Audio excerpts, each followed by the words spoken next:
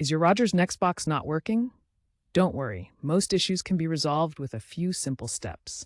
We'll cover checking your cables, verifying outages, and performing a full reset. Let's start with the cables. Make sure the coaxial cable is securely connected from the wall to the NextBox's RF input. Check the HDMI cable too.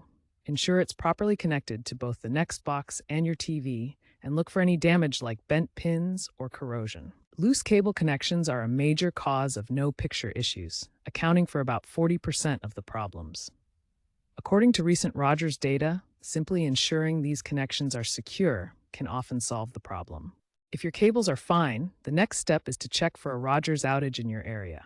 You can do this by visiting the Rogers website at rogers.com/web/support or using the Rogers app. If there's a widespread outage, you'll need to wait for Rogers to resolve it.